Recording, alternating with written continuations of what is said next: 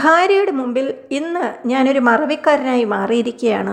കാണുന്നവരോടെല്ലാം അവൾ പറയുന്നു, രവിയുടെ അച്ഛന് ഒരു കാര്യവും ഓർമ്മ നിൽക്കുകയില്ല.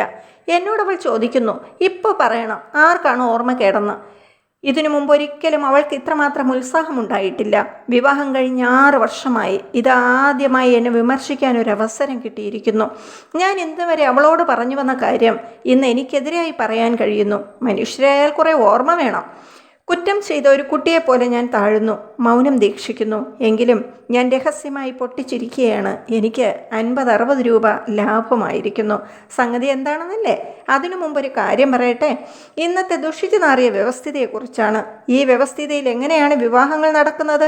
പെണ്ണിനെ കാണുന്നു, അവൾക്ക് സാമാന്യ സൗന്ദര്യമുണ്ടെങ്കിൽ ഫാദർ ഇൻ ലോ ആകേണ്ടവൻ്റെ മടിശീലയുടെ ഖനം നോക്കുന്നു.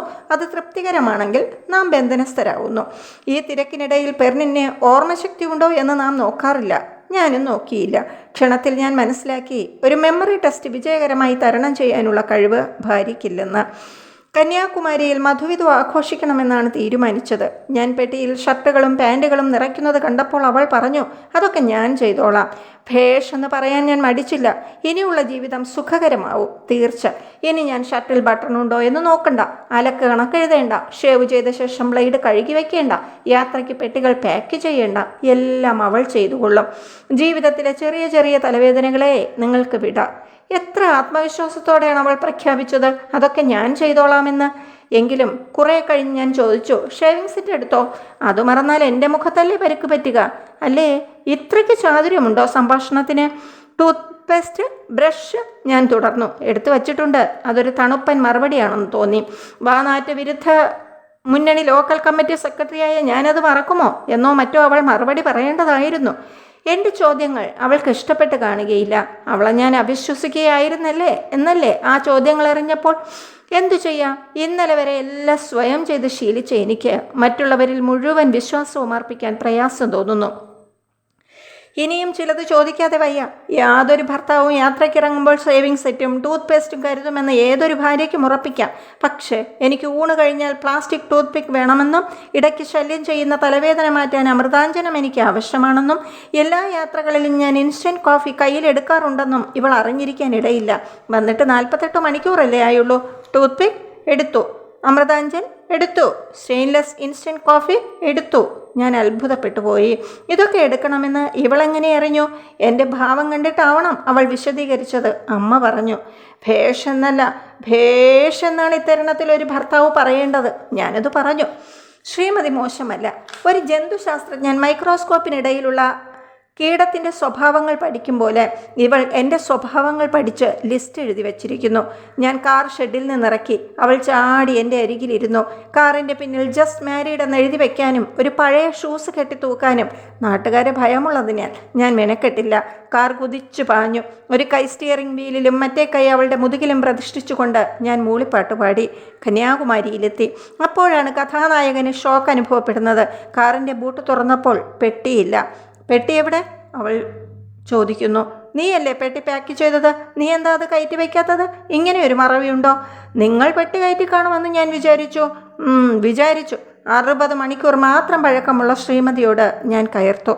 ഹണിമൂൺ പിറ്റേന്ന് രാവിലെ അവസാനിച്ചെന്നും സ്പെയർ വസ്ത്രങ്ങളില്ലാത്ത ഭാര്യയും ഭർത്താവും മുഷിഞ്ഞ വേഷത്തോടെ നാട്ടിലേക്ക് മടങ്ങിയെന്നും എടുത്തു പറയേണ്ടതില്ലല്ലോ.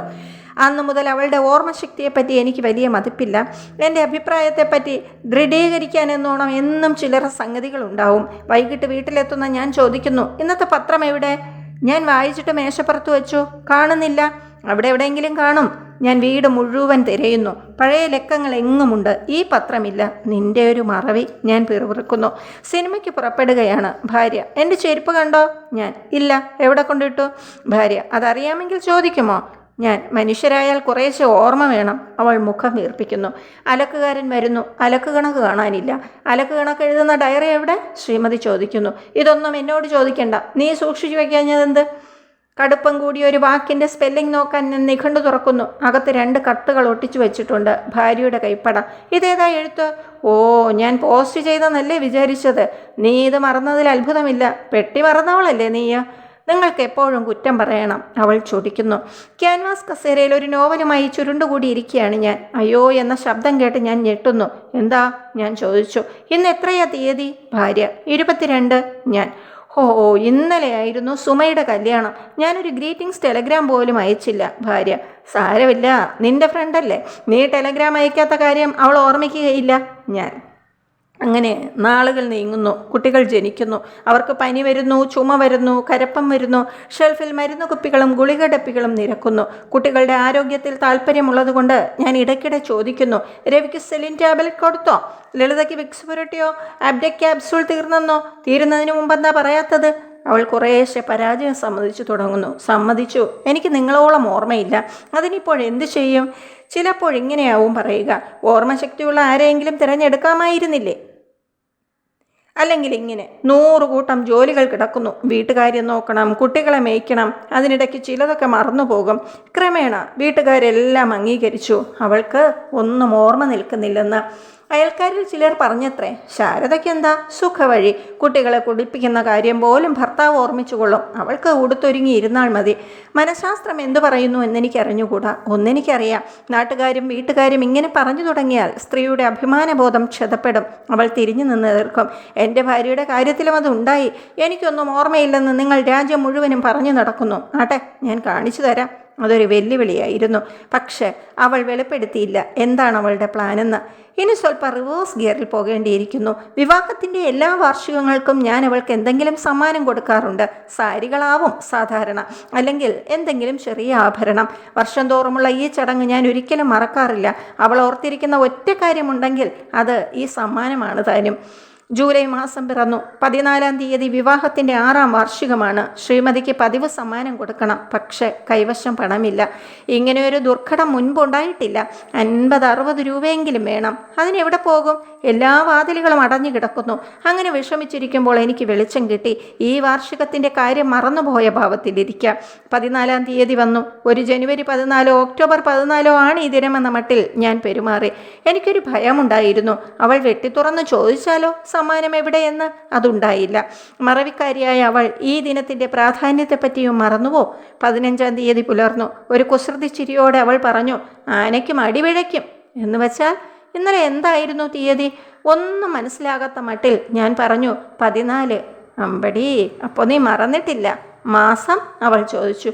ജൂലൈ. ഞാനൊരു ശുദ്ധഗതിക്കാരനെ പോലെ പറഞ്ഞു. പെട്ടെന്ന് എല്ലാം മനസ്സിലായ ഭാവത്തിൽ ഞാൻ ക്ഷമാപണം ആരംഭിച്ചു. ഓ ശാരദേ, what a loss of memory. Excuse me, ഞാൻ ജോലി തിരക്കിനിടയിൽ അതങ്ങ് മറന്നു. സാരമില്ല, ഇന്നു തന്നെ ഞാൻ. വേണ്ട, ഇന്നലെ ചെയ്യേണ്ടത് ഇന്ന് ചെയ്താൽ പോരല്ലോ. അപ്പോൾ എനിക്ക് മാത്രമല്ല ഓർമ്മകേട്. എന്താ? സമ്മാനം കിട്ടാത്തതിൽ ലേശം പരിഭവമില്ല അവൾക്ക്. എന്നെ തല്ലാൻ ഒരു വടി കിട്ടിപ്പോയല്ലോ. ഞാൻ വിഷാദം അഭിനയിച്ചു. എന്താ മിണ്ടാത്തത്? ഇപ്പോൾ പറയണം, ആർക്കാണ് ഓർമ്മകേടെന്ന്? ഞാൻ എൻ്റെ മൂകാഭിനയം തുടർന്നു. അഭിനയം ചെലവുള്ള കാര്യമല്ലല്ലോ. ഞാൻ രൂപ 50-ലധികം ലാഭിച്ചിരിക്കുന്നു. പതിവ് സമ്മാനം കൊടുക്കാത്തത് കൊണ്ട് വീട്ടിൽ കലാപം ഉണ്ടായിട്ടില്ല താനും. അനുമോദനത്തിനായി സ്വന്തം മുതുകിൽ സ്വന്തം കൈകൊണ്ട് തട്ടേണ്ട ഒരു അവസരമായിരുന്നു ഇത്. ഇപ്പോൾ അവൾ കാണുന്നവരോടെല്ലാം പറയുകയാണ് എൻ്റെ ഓർമ്മക്കേടിൻ്റെ കഥ. ഞാനിപ്പോൾ ആലോചിക്കുകയാണ്, എൻ്റെ മറവിയേക്കാൾ വലിയ സമ്മാനം അവൾക്ക് എന്തെങ്കിലും എന്നെക്കൊണ്ട് നൽകാനാവുമോ?